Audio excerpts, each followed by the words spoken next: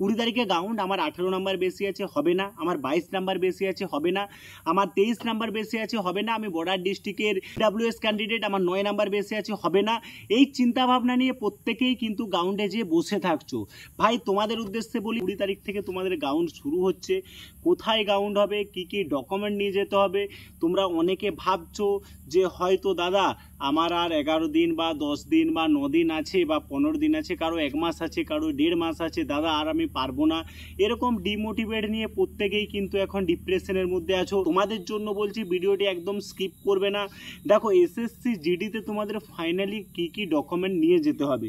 প্রথম তোমাদের বলে দিয়েছে নোটিশে যে 6 কপি ছবি রিসেন্ট, অর্থাৎ 3 মাসের মধ্যে তোলা ছবি তোমাদের কিন্তু নিয়ে যেতে হবে, এবং Aadhaar card, voter card, PAN card, driving licence, 3 number admit card, যে অ্যাডমিট কার্ড পিইটি পিএমটির জন্য তোমরা ডাউনলোড করেছো সেটা 1 কপি কালার প্রিন্ট করবে এবং সেটাও নিয়ে যাবে। যারা এসসি এসটি ওবিসি ক্যান্ডিডেট আছো তোমাদের জন্য ডকুমেন্টও অবশ্যই নিতে হবে, কিন্তু এসটিদের বাধ্যতামূলক ডকুমেন্ট নিতেই হবে। তোমরা অনেকে হাইটে ছাড় পাবে না যদি সার্টিফিকেট না নিয়ে যাও, তাহলে এসটিদের ক্ষেত্রে এসটি সার্টিফিকেট মাস্ট লাগবেই। হাইট এবং চেস্টে তোমাদের ছাড় আছে তোমরা জানো, অনলি এসটিদের ক্ষেত্রে বা গোর্খা যারা আছো পাহাড়ি তাদের ক্ষেত্রে। বাট এই ডকুমেন্টগুলো অবশ্যই কিন্তু নিয়ে যেতে হবে।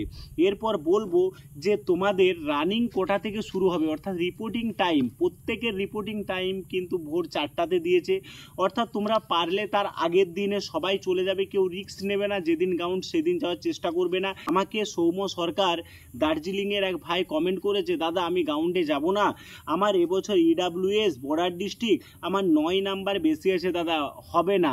তো আমি তোমাকে বলবো সৌম্য সরকার, তোমার কিন্তু 100% 9 নাম্বার বেশি থাকলেও ইডাব্লিউএস ক্যান্ডিডেট তোমার কিন্তু এখনও 34 দিন তোমার গাউন্ডের ডেট আছে, অর্থাৎ টাইম পাচ্ছ তোমার।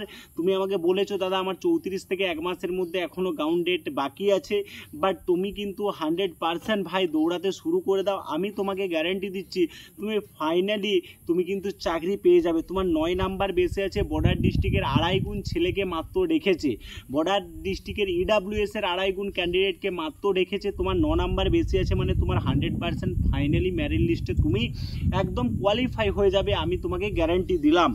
এরকমভাবে অনেক ভাই আমাকে প্রশ্ন করছে, অর্থাৎ এখন তারা গাউন্ডে যে দাদা আমার 28 মিনিট লেগে যাচ্ছে, আমি কিন্তু টাইমের মধ্যে গাউন্ড করতে পারছি না, কারণ আমি মনোযোগ দিয়ে দৌড়াচ্ছি না, আমার 18 নাম্বার বেশি আছে, আমি বর্ডার ডিস্ট্রিক্টের এসসি ক্যান্ডিডেট, মনে হচ্ছে হবে না, আগের বারে তো প্রচুর কাট অফ গিয়েছিল।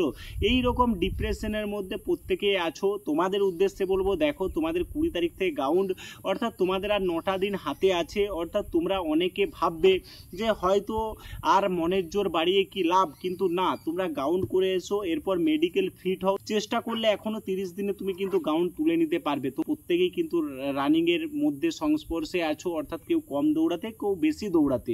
যার হয়তো 40-45 নাম্বার ছেলে, সে মনের মধ্যে ফুল এনার্জি পেয়েছিল, তোমার মধ্যে 18 নাম্বার, 20 নাম্বার, 22 নাম্বার বেশি আছে, তুমি ফুল এনার্জিটা পাও নাই, তোমার প্রবলেম এটাই।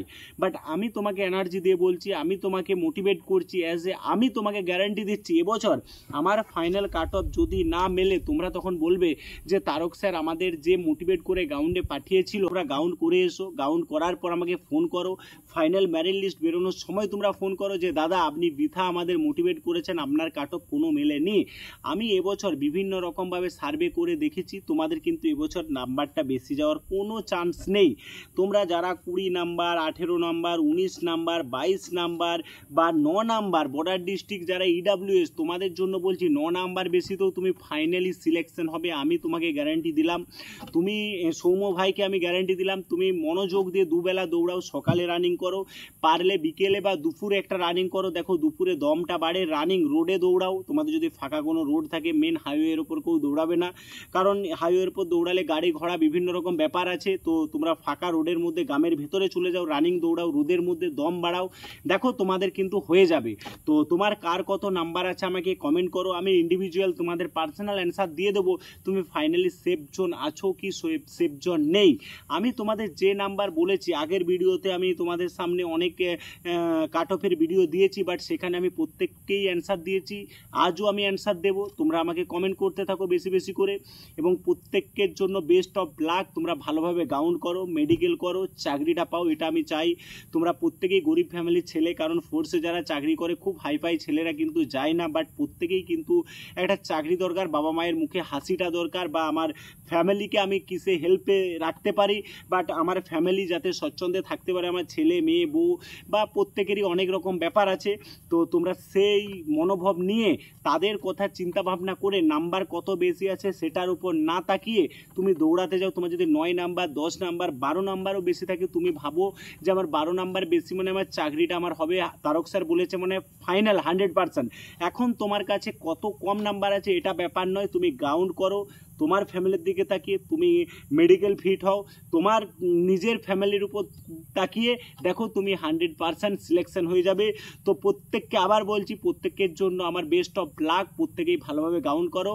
কার কত নাম্বার আছে আমাকে কমেন্ট করো। নেক্সট ভিডিওয় তোমাদের সাথে দেখা হচ্ছে। আমি এসএসসি জিডির প্রথম দিন যেদিন গাউন্ড হবে, আমি কোনো না কোনো একটা গাউন্ডে গিয়ে তোমাদের সম্পূর্ণভাবে আপডেট দিয়ে দেবো। তোমরা শুধু আমার চ্যানেলের সাথে থাকবে, চ্যানেলে নতুন হলে অবশ্যই চ্যানেলটি সাবস্ক্রাইব করে রেখো। So thank you.